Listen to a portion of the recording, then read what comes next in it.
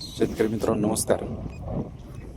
सध्या आपण वांग्याच्या प्लॉटमध्ये आहेत आणि या वांग्याच्या प्लॉटला साधारणतः 26 दिवस पूर्ण झालेले आहेत. आणि या वांग्याच्या प्लॉटवरती आपण एक वेगळा प्रयोग करतोय. कमी खर्चामध्ये जास्त उत्पादन कसं घेता येईल याचा प्रयोग आपण करतोय. आणि तो प्रयोग आपण गेल्या वर्षी आपल्या वांग्याच्याच प्लॉटमध्ये साधारणतः 10 महिना आपण चालवला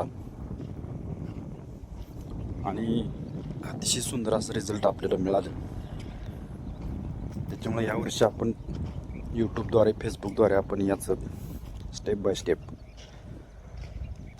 डे टू डे आपण याची माहिती देण्याचा प्रयत्न करतोय. तुम्ही बघू शकता जी नवीन कळी आहे, या नवीन कळीचा जो काटा आहे हा काटा सांगतो वांग्याला काटा कसा येणार आहे.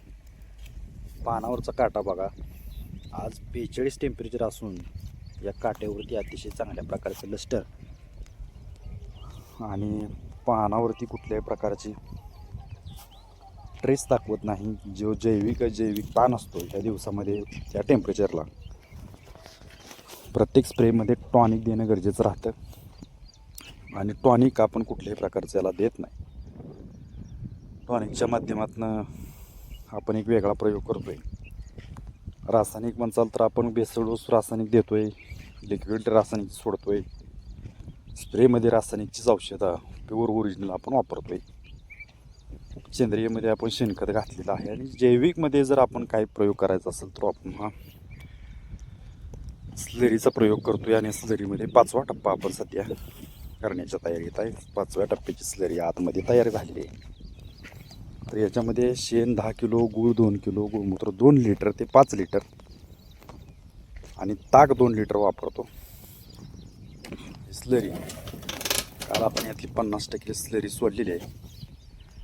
2 टप्प्यामध्ये आपण स्लरी सोडत असतो आणि या स्लरीमध्ये 4 आयटम बरोबर आपण इफ्को कंपनीचं सागरी हा घटक आपण वापरलेला आहे. समुद्री शेवाळाचा हा घटक याच्यामध्ये राहतोय आणि अतिशय उत्कृष्ट असा प्रॉडक्ट आहे. आता ही वापरायची गरज नाही, पण ह्या स्लरीची आणखीन ताकद दुप्पट होण्यासाठी आपण काय घटक वापरत असतो. गेल्या वेळेस आपण झायटोनिक एम हे झायडेस कंपनीचं आपण वापरलं होतं.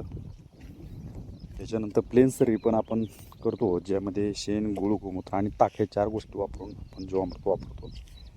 साधारणतः 4 दिवसाला 100 लिटर स्लरी आपण सोडतो जमिनीमधून. आणि स्प्रेमध्ये ज्यावेळेस कीटकनाशकाचा स्प्रे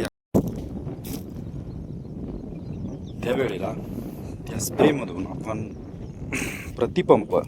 प्रतिपंपाला या बॅलरमधील स्लरी जे जीवामृत तयार झालेलं असतं हे जीवामृत आपण प्रतिपंपाला 1 लिटर वापरत असतो स्प्रेमधून. आणि जमिनीमधून 4 दिवसाला 100 लिटर. म्हणजे आता बघा, सांगण्याचा उद्देश असा आहे की पिकाला लागणारे जे मुख्य अन्नद्रव्य आहेत, नत्र, स्फुरद आणि पालाश, हे जे घटक आहेत हे घटक आपण रासायनिकद्वारे देतोय, लिक्विडद्वारे देतोय.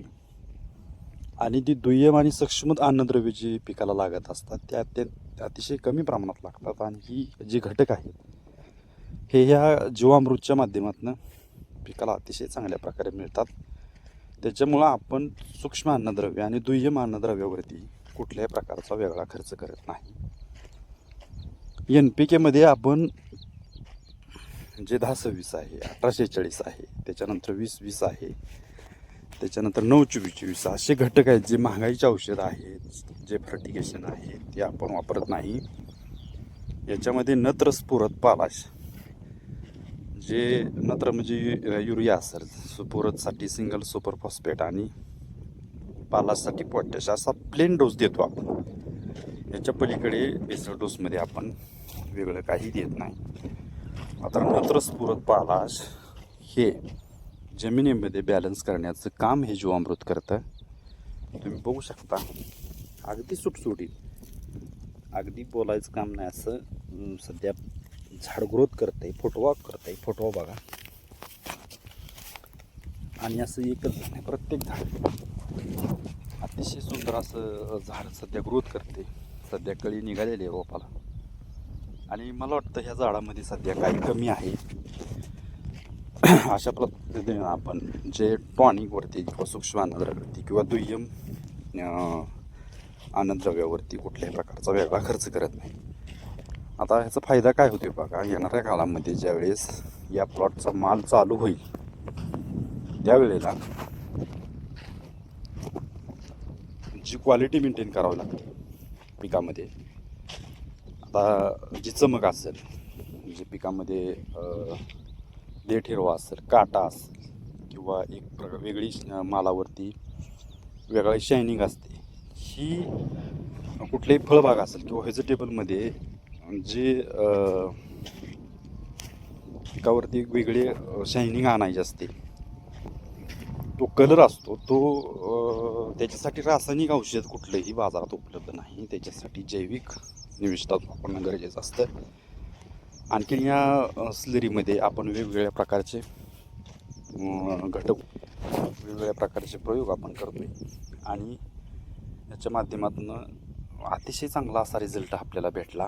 गेल्या वर्षी आपण 10 महिन्यात वांग्याचा प्लॉट आपण या जैविक निविष्ठावरती चालवला.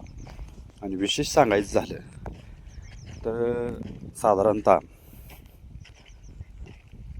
सुरुवातीपासून ते शेवटपर्यंत आपलं जो प्लॉट होता, गेल्या वर्षी 10 गुंठ्याचा प्लॉट होता आणि साधारणतः 4 कॅरेट माल पंढरपूर देशी ही व्हरायटी होती. आता सध्या आपण बायोसिडचं त्रिशूळ ही व्हरायटी लावलेली आहे. पण गेल्या वर्षी 4 कॅरेट माल आपला चालू होता कंटिन्यू. अतिवृष्टी आली, थंडी कडाक्याची पडली, तरीसुद्धा आपला प्लॉट अतिशय चांगल्या प्रकारे ग्रोथ करत होता आणि पहिल्यापासून शेवटपर्यंत मार्केटला आपण टॉप राहिलो. मंदीत सुद्धा अतिशय चांगल्या प्रकारे रेट आपल्याला भेटला आणि हे रिझल्ट अतिशय चांगल्या प्रकारे रिझल्ट आणि कमी खर्चामध्ये असल्यामुळं आपण फेसबुक आणि यूट्यूबद्वारे ह्या गोष्टी समोर आणण्याचा प्रयत्न करतोय. आणि ही 5व्या टप्प्यातली स्लरी आज आपण काल निम्मी सोडलेली, उद्या निम्मी सोडणार आहोत. आता त्याच्यावरून तुम्हाला कळलं असेल की कशी ग्रीनरी आहे प्लॉटची. ठीक आहे मित्रांनो, धन्यवाद.